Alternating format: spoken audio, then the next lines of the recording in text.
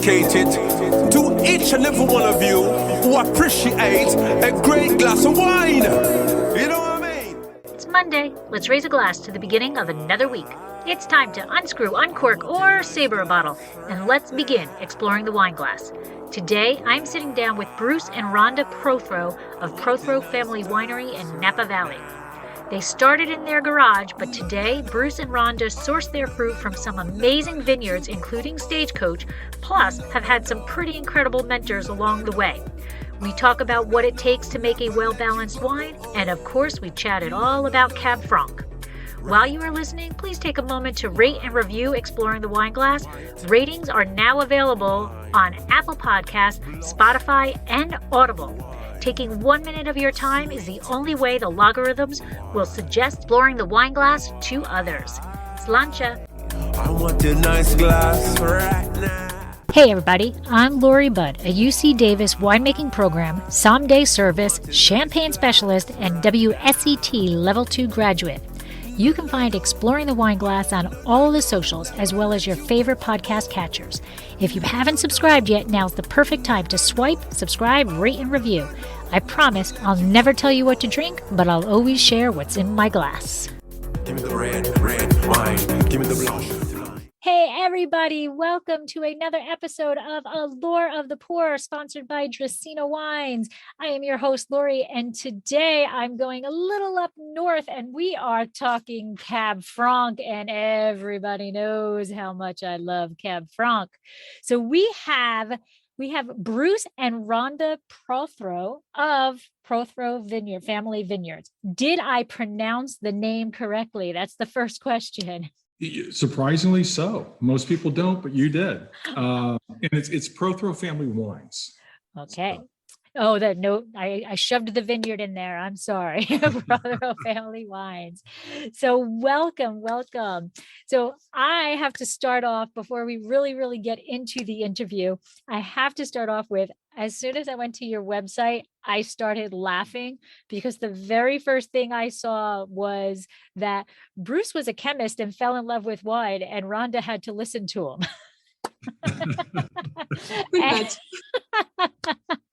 And I just thought that was hysterical.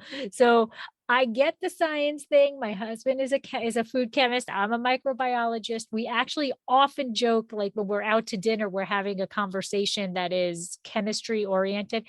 And we joke somebody at the next table must think we're like lunatics or, what are we really talking about or whatever. But I also get the yes, dear. But Bruce, you brought her along. She came around strong with loving the wine, huh? Well, it's persistence. It's persistence and repetition, right? If you start talking about something and keep talking about something, they eventually come around. They break it down. They break down. But actually, eventually. No, that's not. That's not the story. Rhonda's much better at telling it than I am. Our second date was our first date. Our first date was in Napa. Oh, you went wine tasting on the first date, huh? Wine tasting on the first date. It was a very long time ago. That was 1988. And the really cool thing about it, we went up to Napa.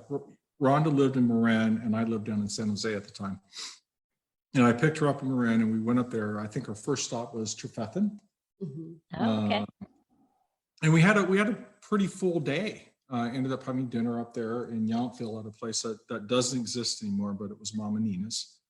Great, just down home Italian food, and we hit a lot of places and had a lot of conversations. Rhonda interviewed me at Pine Ridge. I was worthy of continuing dating, and we had our first kiss at Vista Tui. We like to say that was back in the day when you could just walk into a tasting room. And taste. You didn't have to make appointments. You didn't have to pay $55 to $80 to taste something. People were friendly. They were receptive. It wasn't an ordeal. And right. the only place that you had to pay was at Silver Oak, and it was $5. And it was only because you got the glass. I remember that $5, right? Yeah. And you got the glass. And it's That funny, was it. we were at Silver Oak and just tasting there, and we ended up going into the back room and having a little barrel sample and a little tour. And then they thought we were already married, even though it was our first date. And, Wow. it was an interesting time. It was Um, kismet right from the start. Yeah. So, our relationship started, in Napa, and it was a couple years later. You know this. I mean, it's, as a scientist, it's easy to pick up a glass of wine and say, oh, I smell this, I smell this, I smell all of these other things. I get these secondary and tertiary, and that's fine. I mean, that's fine. That drives a lot of wine discussions and a lot of, the sensory sort of perceptions of wine. But as someone with a scientific background, you go, okay, that's great, but why? Right. What's happening that has created that? And you want to know from beginning to end, much like any design of experiment, what creates that sense, the sensation and sense of response you're getting in the glass, not only on the palate, but in the aromatics, and how does that change over time? And yeah, you can explain it on a chemical basis, but no microbiologist or no chemist is worth their weight if they just do everything on the blackboard.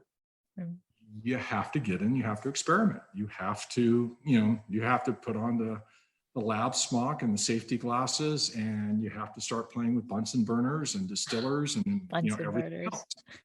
else. The days of Bunsen burners. And that's what we decided to do. Rhonda likes to say if she was going to have me be quiet, the best thing to do was to have me make wine and stop talking about it. Oh, okay. I thought you were going to say put a wine glass in my hand, so I'm drinking it. But I knew that he was never going to be happy until he actually could make wine. It was one of those things that he talked an awful lot about. And so we decided to be home winemakers and experiment. And it was, again, a long time ago, and back in the day where there was not an internet. Napa was very small. A lot of the wineries had winemakers who started out as home winemakers. Mhm. And so they always kind of had a soft spot in their hearts for other home winemakers. And so we sourced grapes all over Napa and Sonoma and Fairplay, Fairplay, Foothills, all sorts of places. And it really started by Bruce just making phone calls to vineyard owners and pretty much talking our way into harvesting grapes. And then it ended up that one vineyard owner would tell another vineyard owner, and then Bruce would start getting calls saying, hey, we're getting ready to harvest, or this big winery is getting ready to harvest, and we have one little row, and if you want it, you can come the day before and take it. Yeah. And so that's basically how it started. And so we did not have a truck at the time or any equipment. And so we borrowed it. We borrowed our neighbor's truck. We would drive to the vineyard. We would harvest it ourselves, harvest all the grapes ourselves. And then we would do on-site crushing and distilling.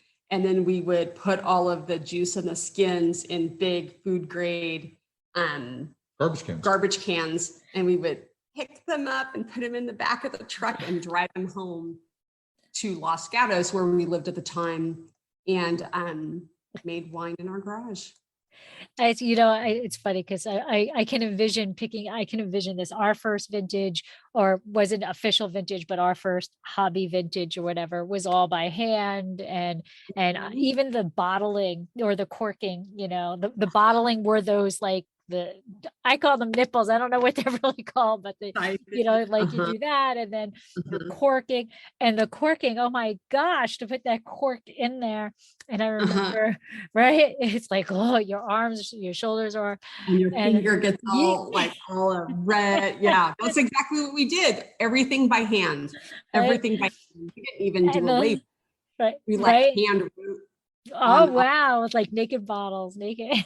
Yeah.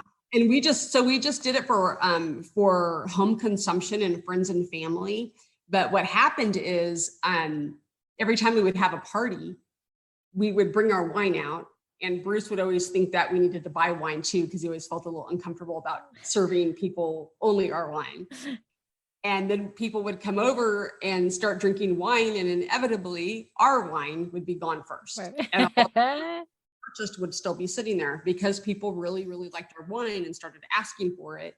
And so we gave it away for like birthdays Eight and years. Christmas, and we gave it all away. And we did make wine like that for 7 vintages.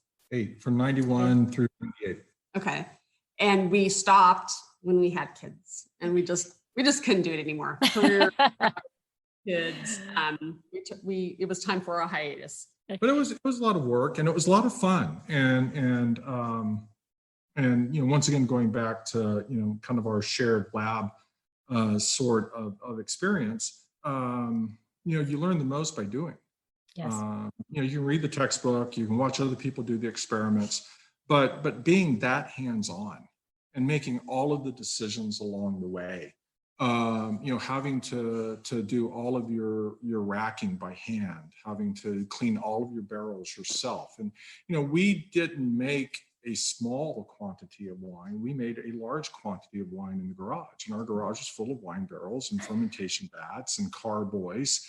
And, we had a lot of fun doing it all by hand. And the really cool thing about it, and Rhonda hit on this, is that it was back in the day when a lot of people had started off as home winemakers, and we got a lot of help. So we're self-taught. Back in the day, you could be self-taught, and that had a certain amount of respect. Now, you need to say you come from UC Davis and yada yada yada, and people respect that. But we're self-taught. But we're self-taught by being guided by some of the icons of the industry back then. I was going to say that I saw, I mean, your friends list is pretty darn impressive.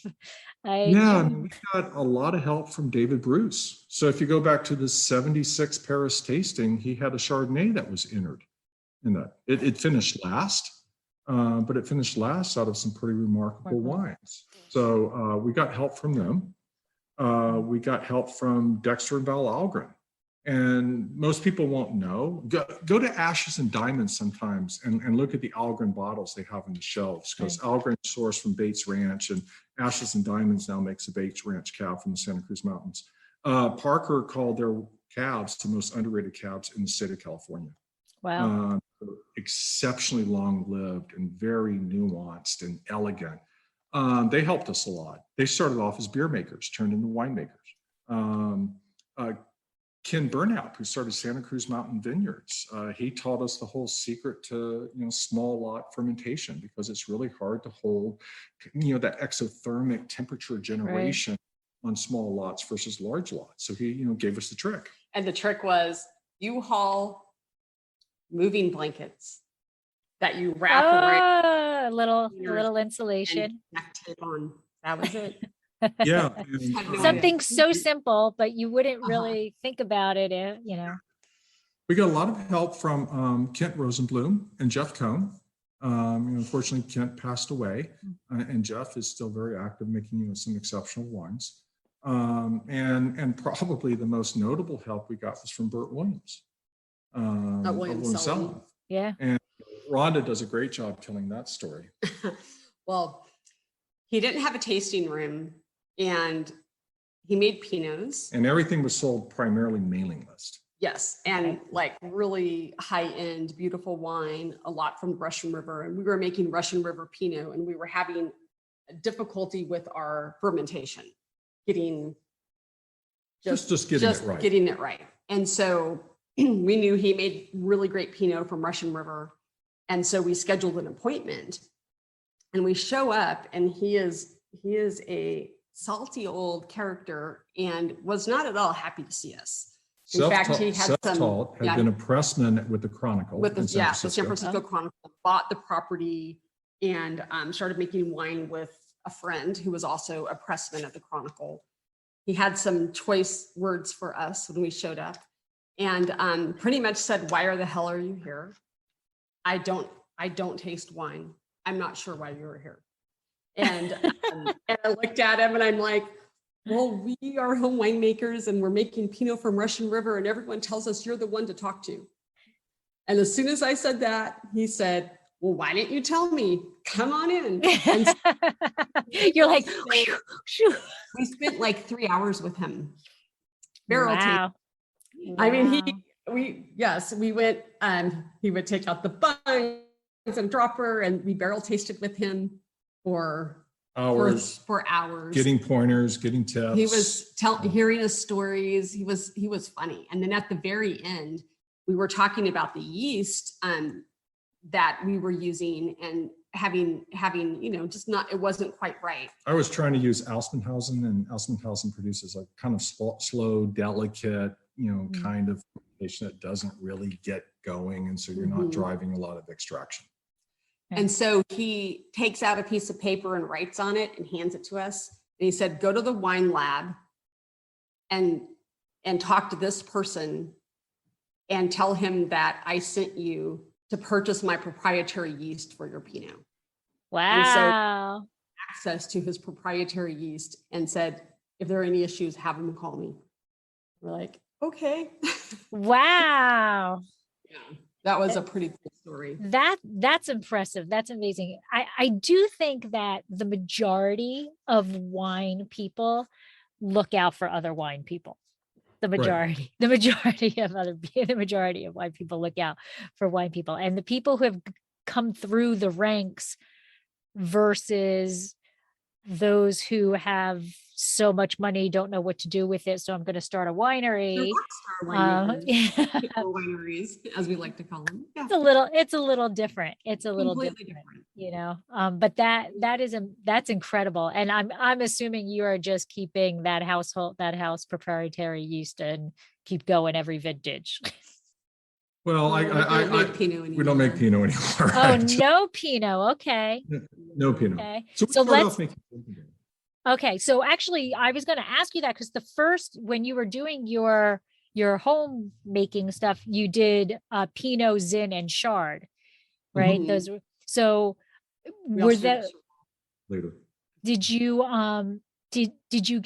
did you choose those varieties and then hunt down the vineyards that had them, or were those the varieties that you could get your hands on back then? So when I was chomping at the bit to make wine, Rhonda and I went up to Russian River, just down the street from Deloach, back when Cecil owned Deloach. And Cecil was great. And back then Deloach was, a premium wine brand making, some really nice Russian River wines. And we stayed at a bed and breakfast just around the corner from there. And it was owned by the Lindys. And the Lindys provided Chardonnay, Pinot, and Zinfandel to Deloach. And Bob was also a home winemaker and had a nice little winemaking facility attached to his bed and breakfast. So, over the course of the weekend, we spent a lot of time talking to Bob and Denise about it. And he kind of showed me his setup and what he had. And then said, "Hey, I'll sell you grapes. Come and buy some grapes. Show up before Cecil harvests, and you can have Pinot and Chardonnay and Zin." And so that's how we got our first vintage going, was getting it from the Lindy vintage. And we actually borrowed his equipment. He later sold this French hand crank crusher destemmer to us, or no, Italian crusher destemmer that was really, really nice, which we used all throughout our home winemaking days. And then I sold it to another home winemaker. But yeah, we got our start, sourcing from there. And it's really an interesting story. So I did Chardonnay. I did a barrel fermented Chardonnay, but an American oak barrel, because I wanted to kind of follow the style that ZD was doing. I really liked ZD at that time. So we used American oak, and that's a little bit different than using French oak. And we made sure that we used air-dried American oak versus kiln-dried, so we wouldn't get the greeniness that you get sometimes from American oak. And it produced a nice Chardonnay, but I wasn't pleased with it. It's much like being a parent. You look at your kid and you see everything that your kid can do better, whereas everyone else is telling your kid's a great kid, and you're like, but they can do this better. And same thing with being a winemaker. You're satisfied with your wines, but you could have perhaps done things a little bit differently during the process. So that's how I felt about the Chardonnay. The Pinot, I actually put it into a reconditioned barrel that was infected. And so we had to dump it.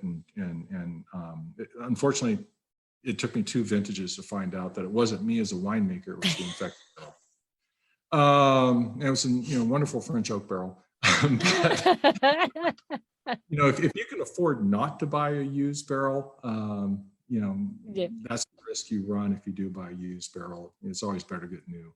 And then interesting story about the Zinfandel. So it was a late harvest in Russian River in 91. I think we picked right before Halloween. And the bricks were between 21 and a half and 22 and a half. And we really wanted it to be around 23 and a half to 24. And that was back in the day when you typically picked around 23 and a half. 24 was considered kind of the max, and it made, more of a claret style Zin. And so we didn't get the sugar levels we wanted. And when we brought it back, I inoculated it with Ausmusshausen and realized that I didn't get a nice hearty sort of exothermic reaction going on with a heat-driven process. Ausmusshausen is a lot more gentle. So I made this really nice Pinot looking Zinfandel with nice Russian River acidity, wonderful floral fruit on it, but it wasn't a big hearty Zin. And I was a little embarrassed about it. It drank nicely. It tasted wonderfully. Wonderful. And that's one of the ones that we'd serve at parties. Well, fast forward 30 years. So January of 2021, I get an email from a guy that I haven't talked to in 20 years, 25 years. And he was a home winemaker kind of in the same area. And we used to exchange notes and everything. He had a massive cellar. And once a year, in the first week in December, he would open his cellar and do a varietal tasting. So all of those iconic Zinfandels from like 68 to 85, you got to taste. There were 40 of them. That was one year. The next year, he did all those iconic cabs from 68 to 85, including the wonderful Stag Leap and the early Diamond Creek cabs. It was just wonderful tasting. But anyway, I had brought him a bottle at one of the tastings, and we had handwritten on the label. So in 2021, I get this email from him saying, "Hey, Sandy and I were going through the cellar, and we found the bottle that you brought us of your 1991 Zinfandel." And we said, "Well, let's open this and see what it's like." And so they poured in the first half of it. And they had it that night, and they're like, "Oh my gosh, this Zin's 30 years old, but it's beautiful." Wow. Absolutely. And so they put that away, and then the next night had the remaining half. And he said that the second night that bottle was even better. And he said it was absolutely spectacular. But you look at it, we had a little bit higher acidity. It wasn't overly alcoholed. Not like today, and we were judicious on the oak that we used on it, and it just kind of speaks to trying to make a wine more balanced than trying to make a wine that's overly extracted or overly oaked. And you find that those wines, particularly you see it in the old world, those wines that are really made in that very balanced style tend to age really, really well. So it was nice to get that report card back on a wine that I made a lot of mistakes on, and to find out 30 years later, it was still holding up and drinking beautifully. And you don't have any left. Nope. Not a single bottle. So let's just skip ahead a little bit. So that was when you first started, you were in the garage, then you said that you had children. And so you took a hiatus, because children are so easy and take up zero time. So what was the time difference? When did you say, "Okay, kids, you are good on your own, I'm ready to go back to wine"? 98 to 2016. Okay, all right. And so we moved to Austin, Texas in 2011. Oh, okay. And we 5.5 years ago, we moved houses. And Bruce retired from his corporate job where he was traveling a lot, most of the time, actually. Our son was in college and our daughter was a junior in high school. So we moved homes and we were unpacking, and we were in our family room and we came across a shoebox of old photos. So we sat down on the couch and started looking through these old photos, and we found the photos of us when we were home winemakers all those years ago. And we were much younger. He had hair. He had hair. And I had my mama jeans, which are now again popular. So looks like nothing's really changed. And we sat down and we looked at those photos and we were like, we kind of want to reacquaint ourselves with those people.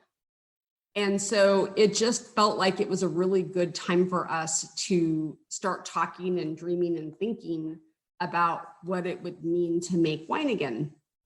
And this time we thought we would do it on a commercial basis. And so we were contemplating, thinking about it, and we were in New York, first time that he had ever been there, and we were at the Met, and he got a call from his old work asking about where he wanted a check to be sent, which was some incentive check compensation that he didn't know about. And Those so are always good. him and I found him and he told me about this. He's like, what do you want to do with this? And then I had the brilliant idea, why don't we use that for our seed money to restart making wine? And so that's what we did. And for us, it was kind of a journey. It was kind of a rediscovery. And quite frankly, it was a way for us to get reconnected with each other at this new and different time of our life. Right. And so I get what we decided to do was we didn't want to be landowners. We didn't want to be Right. farmers. We didn't want the capital expense of starting a wine operation. So we use a custom crush facility, okay. and we contracts with the vineyards that we use. It gives us some flexibility, and it allows us to get into winemaking without having to have the large capital outlay. Now, Rhonda and I, we're not .com billionaires. We don't, we're not Bitcoin billionaires. We, not trust fund babies. It's a husband and wife who sold an insurance policy, took some long-term incentive payout, and used that to get going with our 2014 and 2015 vintages, and about half of our 2016. And then since then, we've been funding it by taking a loan out against our retirement investments that we pay back as we sell wine. Mm-hmm. And so for us, doing it in a highly flexible, less leveraged way has worked out beautifully. And it'd be nice to have a winery. It'd be nice to have a tasting room.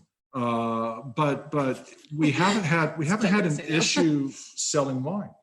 And the model that we came up with goes back to the old days of Stony Hill. If you've ever had any of their Chardonnays, back in the day, Stony Hill didn't offer anything retail. They didn't offer anything in restaurants. You had to order off of their mailing list. And that's the only way you got their very limited production Chardonnays. We were on the waiting list for 3 years before we on the mailing list. And the only reason we got on the mailing list is we went up there and talked to them. One time when we were in Napa, we drove up Spring Mountain and, had a nice little tour with the McRae's, and lo and behold, the next time we made it on the mailing list. And we stayed on the mailing list for, long time. So we looked at it and we said, okay, that has a certain amount of exclusivity. And exclusivity can drive a lot of wine sales. People like to acquire something they can't get, or other people can't get, or that other people can't get, and they like that exclusivity of it. So we wanted to create a smaller brand that was very boutique, and that was really sold by word of mouth and just by us.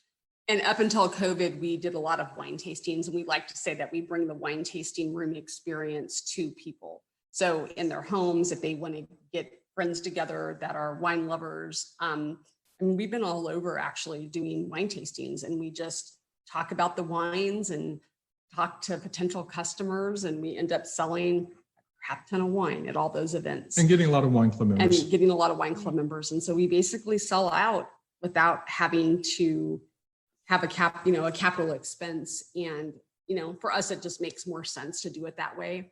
And our customers like it too. We've asked them a lot, like, what would you think if we were in retail or in restaurants? And I think to some people, they feel like it would maybe diminish the brand. And now, a word from our sponsor.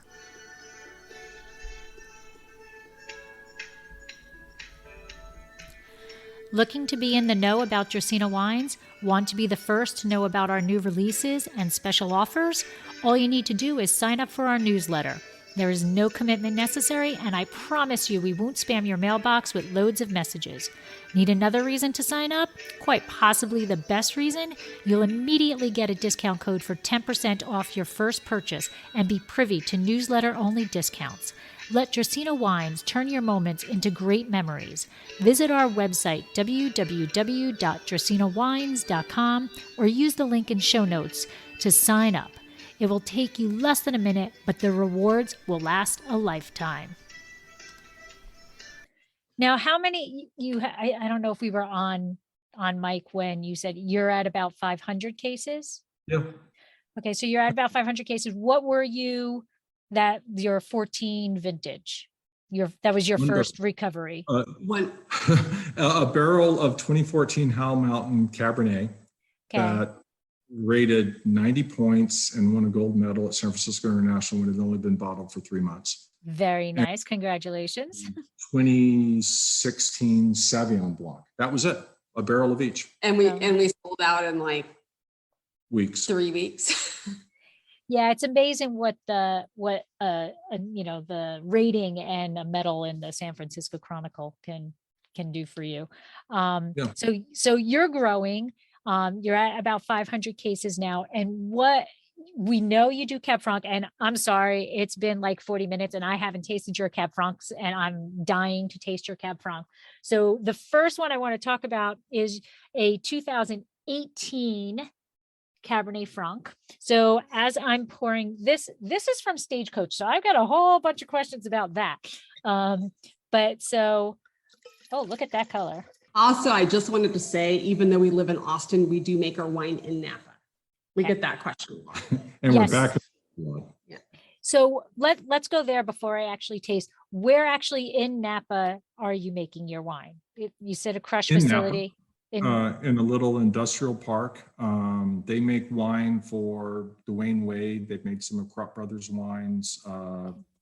There's a lot of notable wine brands that are made there. Modus Operandi is made there. So it's a nice facility where they're able to offer services to be a little bit more bespoke for wine brands like ours. Okay. And then you are the winemaker, Bruce? Do you have a consultant? We meet have a with consultant. we meet with our consulting winemaker, and we kind of carve out our style. We carve out what we're looking for each vineyard. We do, we taste the wines along the way and discuss barrel aging strategy, what we're looking for. Rhonda and I aren't big oak people. You won't buy one of our wines and be bludgeoned by a bunch of oak. So we're always trying to keep. That's a nice breath from Napa. Yeah, we're trying to keep it, in balance and more in the background. So a lot of discussions about oak aging and strategy. We like to keep our acidity a little bit higher, so we don't want to pick it too high on a bricks level and have it be an alcohol-driven wine. We really want it to be kind of an old world meets Napa sort of style. We recognize that we're working with California fruit and Napa fruit, but we want it to be more expressive of an old world wine. And then Rhonda and I do all the blending.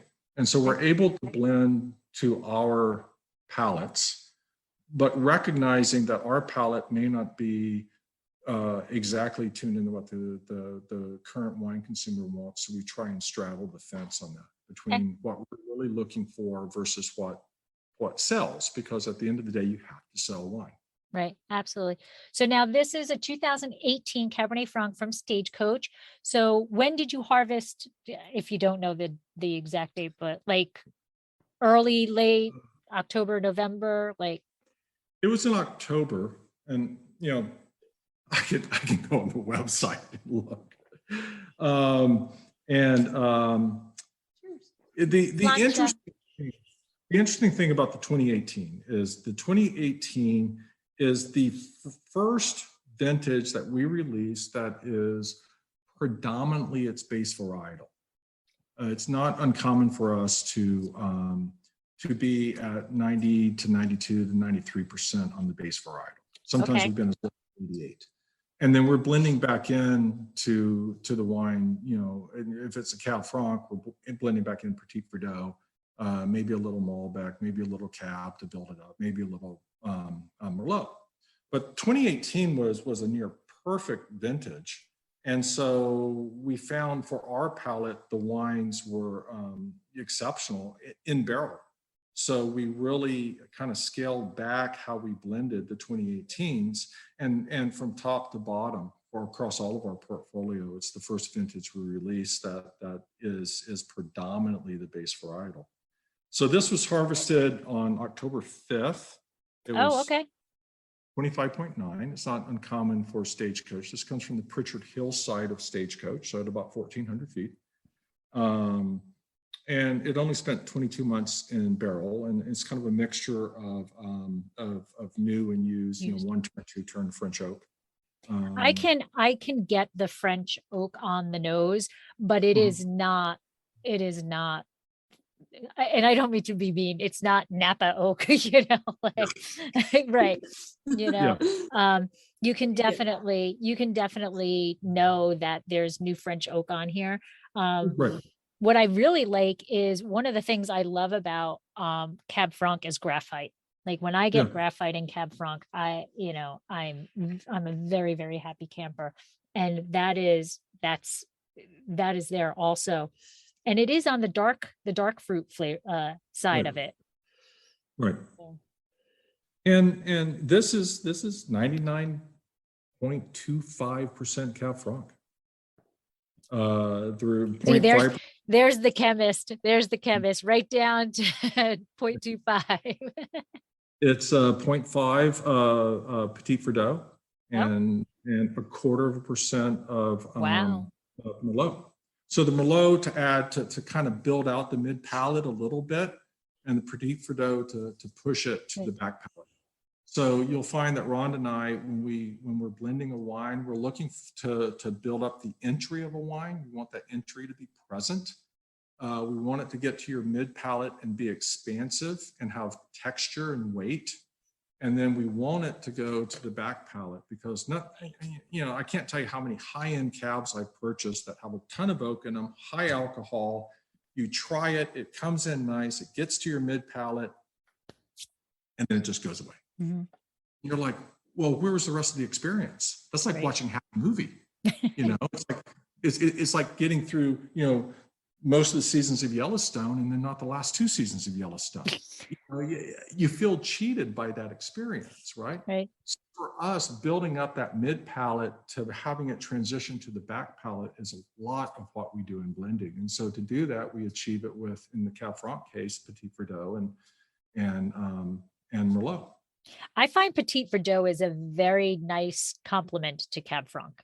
They play very nicely together, and when done in the right percentages, in the right relationship, it's a wonderful marriage between the two of them. It is, and this Petit Verdot does come from Stagecoach. Okay. So.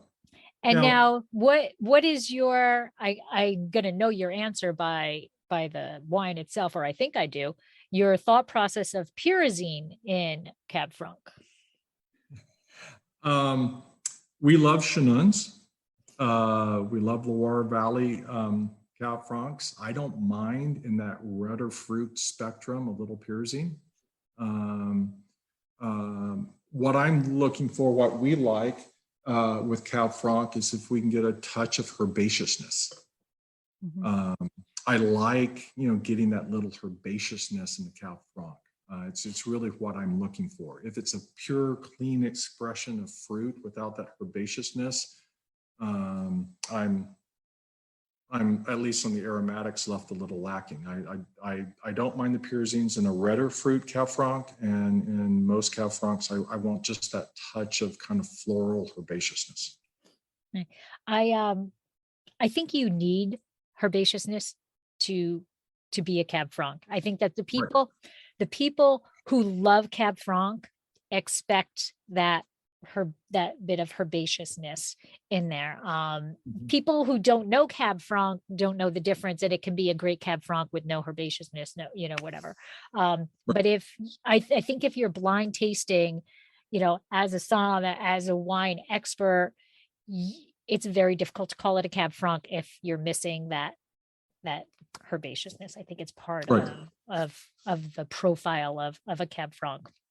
So yeah, so our 2017 Cal Franc was rated well above 90 points. I think it was 92 or 93. It won a gold medal at San Francisco International.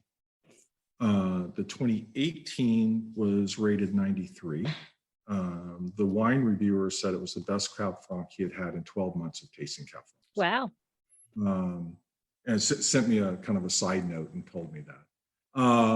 So that was nice, and it's truly an exceptional wine. The 2019 we bottled. 2019 is kind of back to being a little bit more blended than the 2018, and that's just 2019's we kind of found across the board didn't have that round opulence of the 18s out of Napa. So for example. It's 93.75 Cab Franc, a little bit over 2% of PV, 1.3% of Malbec, actually. Okay. And then 0.75 Cab Sauv. Okay. So, but So still, the Malbec, I can see where the Malbec's going to give a little bit of that spice, a little bit of, a little bit more of the spice and a little body zing. I don't know how exactly how to, but it adds and without really nice, overpowering. fullness and texture in the mid palate. Mhm. And the difference between Merlot and Malbec in the mid palate, you find that Merlot kind of influences the beginning of that mid palate to like just past the center of that mid palate. And then you find that Malbec in the blending process kind of picks up that middle of the mid palate toward the back end of the mid palate with nice weight and texture. So we find in a lot of cases that Malbec makes a very good transition to where the Petit Verdot picks up. And so that's if the wine needs that little push back toward the Petit Verdot, that's what we'll do. That's a perfect explanation, because that's really, you want, like you said, you want it to come in and you want to have, you don't want a roller coaster. You don't want, nothing, right? You want it to be, exciting, but you want it to kind of carry itself through the entire palette. Now, going back to Stagecoach, I have to ask, did you have a little coronary when it was purchased by E&J Gallo? Is there an issue with potentially losing your fruit? No. We were able to, protect our sources by, where we make our wine, kind of leveraging some of their contacts. So that's been good. We don't run a risk of losing that source, and we like being over in the Pritchard Hillside in the block that we're getting. If Jan Krupp owned it, and we've talked with Jan, and we've heard his story on Stagecoach, which is just remarkable, the number of boulders they moved out of there. I mean, the tons and tons and tons of boulders as they were developing the vineyard.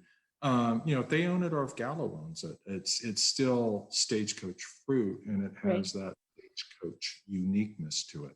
And there's something about Stagecoach wines. Every time I pour them into glass, and I can't tell you why, from Sequoia Grove Syrah to someone else's Cab to someone else's Cab Franc, you put your nose in there and you go, yeah, that's Stagecoach. Mm-hmm. It just has a signature. Yep. Well, that's terroir right there, right? I mean, yeah. I think one of the things that I'm very prone to know is Rutherford dust. Like when you stick your nose in a Rutherford, whatever, there is that Rutherford dust, and that is what makes it Rutherford. I remember I was at a tasting, and it was a Mediterranean wine. It was, I was in New York City, it was Mediterranean. And I put my note, the Somm was from, the person who was doing the master class was from Napa area. Mhm. And I put this wine up to my nose, and I'm like, this is like Rutherford Dusk-esque. And he started laughing because I was the only other person in the room that could understand Rutherford Dusk. Everybody else was not, and he's like, I know. I try to explain that to the people, but they're in, Mediterranean, Mideast somewhere, and they don't understand what Rutherford Dust is. But yeah, I agree. Stagecoach it's a historic site. These sites don't get to be that way, to be infamous, just because they have a cool name. Right. There's a reason behind it. But Now, speaking of Rutherford, we produce 2 cabs from Rutherford. okay. We produce one from Bexo for George's Third. All right. We don't have access to the Bexo for George's Third name. We didn't sign that contract. So we call it Heritage Reserve. We'll refer to it as G3. The story is told in the back. Other wineries do that. Kirk Vonnier does it. Ashes and Diamonds does it, where they call it something else, like Ashes and Diamonds, Vineyard One, because it was Vineyard One for BV. That produces, kind of that classic, opulent, nice cab from Rutherford. We use another Bexo for vineyard called Melrose, which is up off of Zinfandel. So it's right at the junction of Rutherford and St. Helena. Okay. And it's separated from George's Third by about 2.5 miles, but it's a little different. It's a little redder in its fruit, which you wouldn't expect, being 2.5 miles further north. And it has a little bit higher acidity profile, which kind of goes along with the redder fruit, but you also get a little bit more grippy tannin with it than you do from George's Third. And we looked at that as being like classic Napa cab, classic Valley Floor Napa cab, and just really nice. Now, surprisingly, the first year that we made the Bexo for Melrose, which was 2018, 2018. I have to think about what year I'm in. That was scored 97 points. Wow. Holy Casmoli. And it won a double gold at San Francisco International. Wow. Congratulations. That surprised us, but it actually scored higher than the George's Third did. And I think a lot of that's because the acidity is a little brighter, and the tannins just slightly grippier. Which at least when I taste that, when we taste it in our head, we go, okay, that's classic Napa. Classic Rutherford. So just sidebar, not really your winery or whatever, but isn't that email that you get when your score is in that email? Isn't that the most, like insane, nerve-wracking, push the button to open email ever? Or is it just me? Is it just me? I don't know. Well, it is exciting. And this time around, I was down in my office. We work at home. I was in my office. He was upstairs in his office, and I heard him saying some words from the other. No, we're my parent. We were with my parents. That was last year when our Chardonnay won a double gold and was rated 97, which we stopped making Chardonnay, by the way. Oh, my parents. You get a 97 and you stop making it? Well, Chardonnay's a hard already made sell. that decision before we got to. Chardonnay's well, a hard that's sell. true. Ron Bauer's done a great job at creating a market, but has done a horrible job at creating market fatigue. And a lot of people don't want that big buttery oaky Chardonnay anymore. So we made one that was partial mallow. Okay. It didn't see any new French oak. It was 1 turn and 2 turn French oak. It came from Rogers Creek, which is used by Landmark and Ramey and a couple, some other people. Very notable vineyard. And it produced wines with nice acidity, so we were able to preserve some of that acidity, and it really drank more like white Burgundy than it did a California Cabernet. Chardonnay. Chardonnay. But yet still with that and with the 97 and with the double gold, so many people would say, I don't drink Chardonnay anymore. Don't pour me anymore. ABC, the ABC crew. Yeah. So, the effort to sell a bottle of highly rated Chardonnay, which is just a spectacular wine, versus this Cab Franc, it was easier to sell the Cab Franc than Chardonnay. So you got to go where your time Right. investment, particularly when it's your own. But it was so good. Yeah.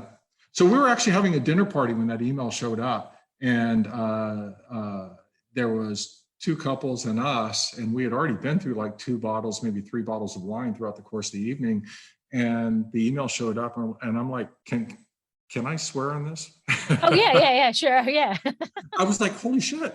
I told the whole table, holy shit, we just got a 97. We just got a gold medal, double gold. This is I'm trying to remember who. Rick and Heather. Oh, and my parents. And we're like, go get a bottle, open it up, let's try it. And we just had to try it.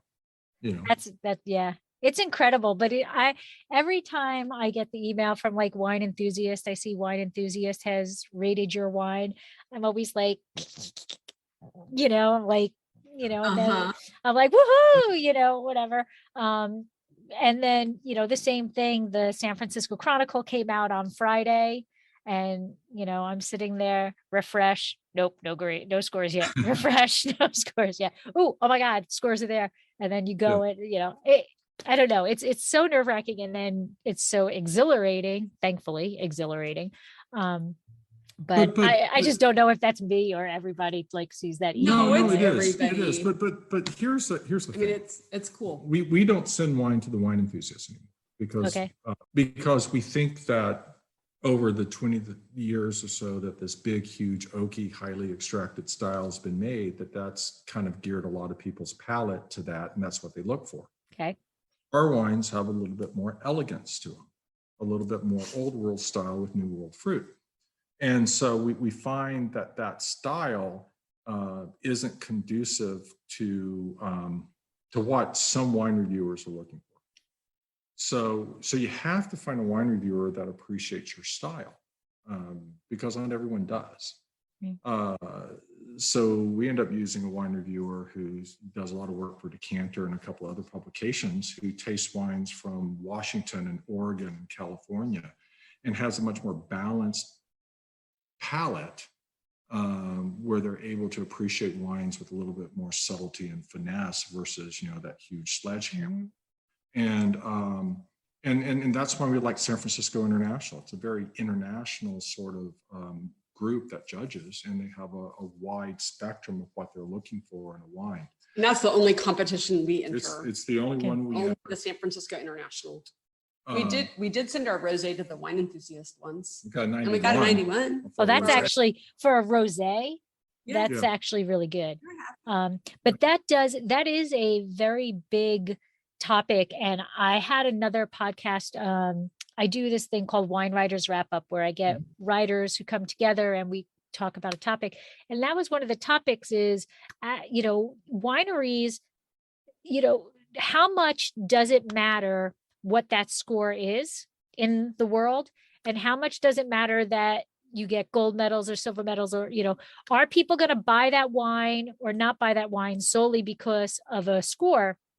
And then is that score, does the winery or the winemaker, and sadly, there are people who I know who have out and out said, well, I make wine for that wine score. Well, and I'm not saying that's a wrong way to go. You're going to get 95s and 96s all over the place. And there are people who are only going to who are going to find you because you have that 95 and 96. But is that the right way to make wine? I like how you say it's your palate. You kind of blend that fence of, you're making a wine that you enjoy to drink. You realize that everybody doesn't have your palate. So you're not going all the way to them, but you're not going all the way to you, and you're straddling that fence. And I think that's a perfect way to make a wine, to enjoy for the masses. Well, and the other thing too is when we were able to have wine tastings, And we would talk to people about this is our style and this is why. And when you have other wines, this is, from Napa, this might be how you experience it. And this is how ours is different. And then you could see the light bulb go off. And then you realize they're like, wow, we really like this. And we like the back palate. And we like that it's not over oaked and it's not bludgeoning us over the head, and then we'll hear from them after the fact and say, thanks a lot. I could never, wine just doesn't taste the same anymore because now all I get is that over oaked and no back finish. And dang it, I wish I had some of your wine instead. We've gotten text messages from people in Napa. They've been to one of our more personalized wine tasting, and then they go to Napa and they're like, we wish we had your wine. Because all we're tasting are wines that have no finish or too much oak. Right. And so, we don't want to make for that crowd that expects oak and high alcohol. We really want to make something that's really balanced and that has, the structure and the ability to age. Well, I will say this 2018 Stagecoach Cab Franc is beautiful.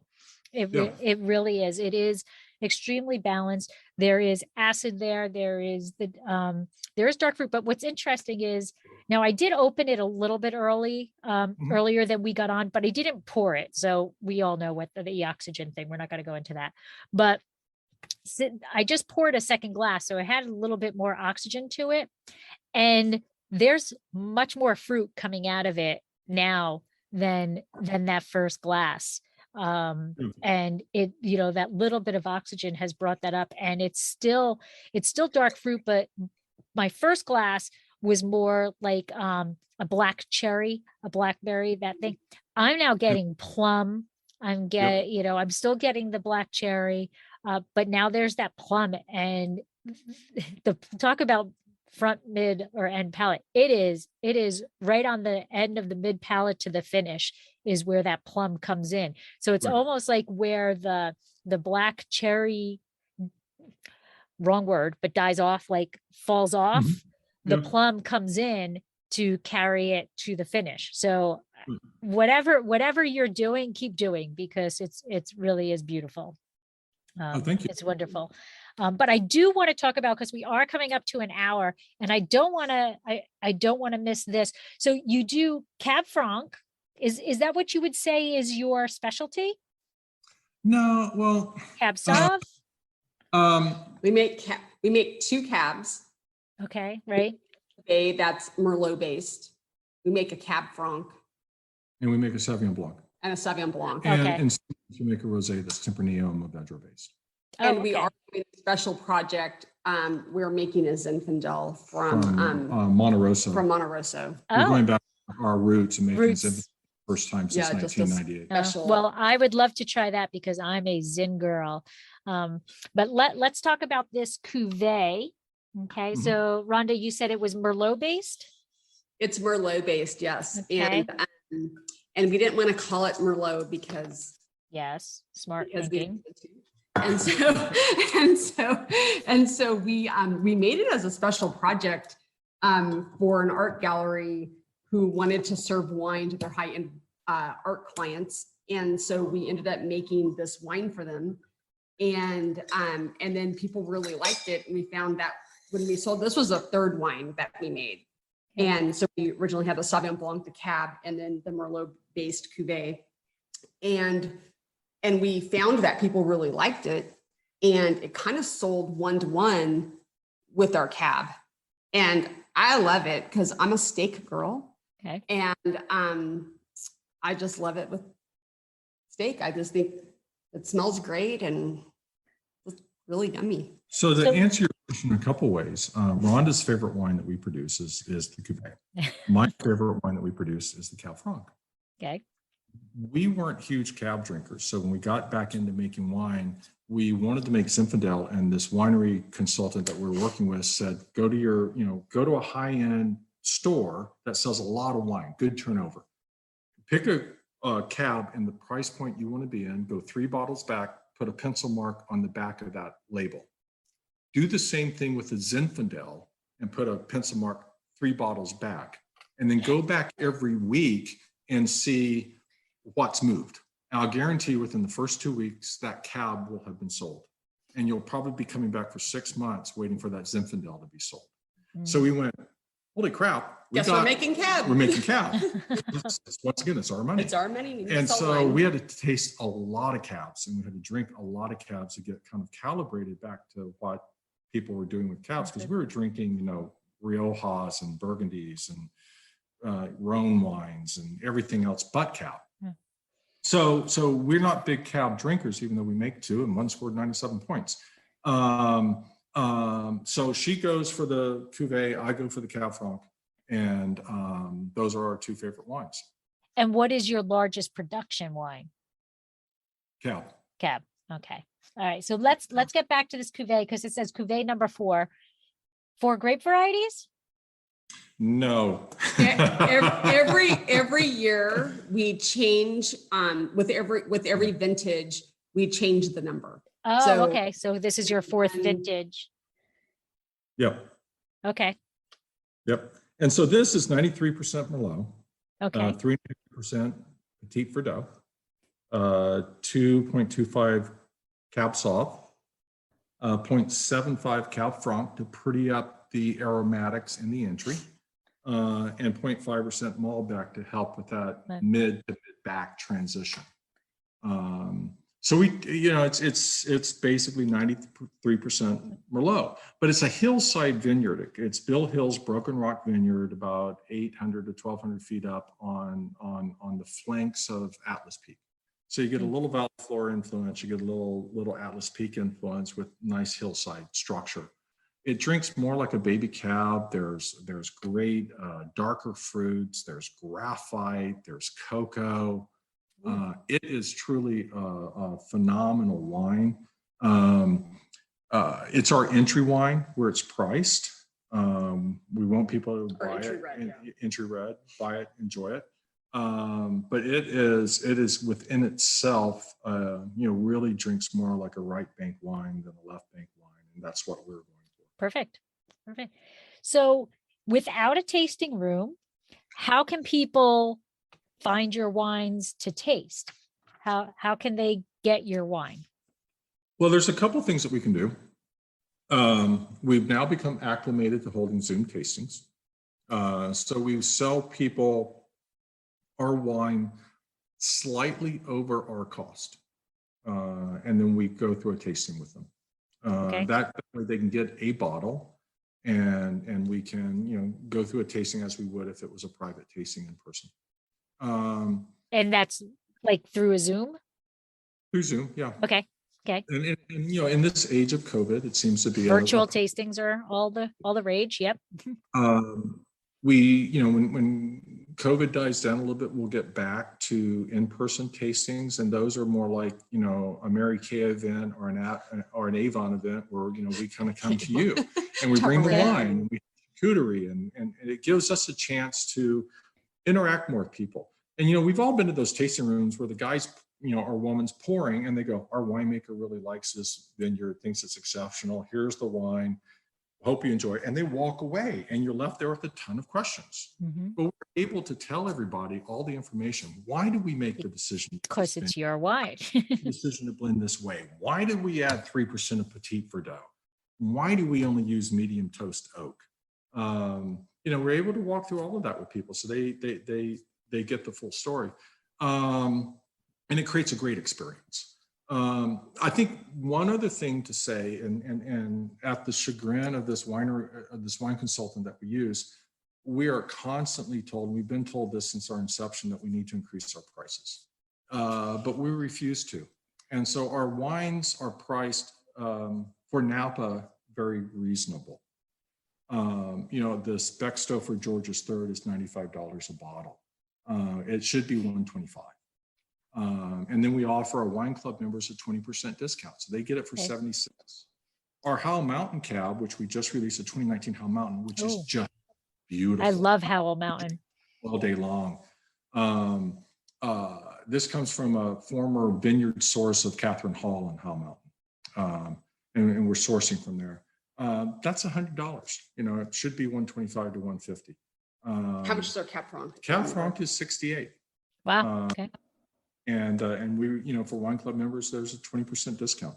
And our whole philosophy is we want you to experience the wine. Wine's expensive to begin with. And we want to sell wine.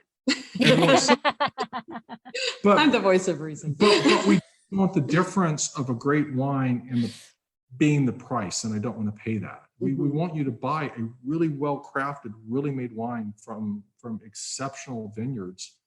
And be able to experience that. Be able to experience it at a reasonable price, and so that's what we do. I just want to say, if somebody who's listening wants to try their wines, they can just order from your website, or Send me an are email. you? Okay. Yeah, you can go to our website, prothrofamilywines.com. A good way to remember our last name is Prothro, like a pro throws a ball without the W.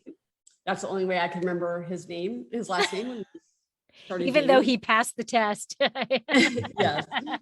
And then Bruce's email address is on there, and he always responds. It's just Bruce at Prothro Family Wines. So, Okay. I did see on the website, it says email Bruce, email Rhonda, right? You have down on the bottom. Email Bruce. Yeah, but just email me and express an interest, and create a profile on the website, and we give most everyone some sort of discount if it's not the Wine Club discount, and we just go from there. That's wonderful. That's wonderful. Well, I want to thank you both for coming on. I had a blast. Your wine is fantastic. I'm not going to lie. My husband is going to be a little upset because he's expecting wine when he comes home, but it's 2 hours before he comes home. So he's not going to have very much of this Cab Franc left. But I am making flatbread pizza for dinner. So question one is going to be, and I see if you go with my brain. One is going to be just normal pizza with Roma tomatoes and all that. And the other one is going to be fig and arugula pizza. Now, which one, if either or none, do you think is a better pairing? Well, the bitterness from the arugula is going to create a challenge for any wine, any red wine, right? Unless it's a little bit higher in alcohol, like a Chianti. A little bit higher in acidity and brighter fruit. But I would actually go with the Cuvée. Yeah. Okay. There's a lot in that Cuvée. Okay. And there, the Cuvée, it drinks beautifully. It's just a wonderful wine. And this 2018 was rated 91, and I think there's enough there to complement both types of flatbread pizzas. And it'll go wonderful with the figs. Absolutely wonderful. And it sounds great. It does sound great. We wish we could be right there.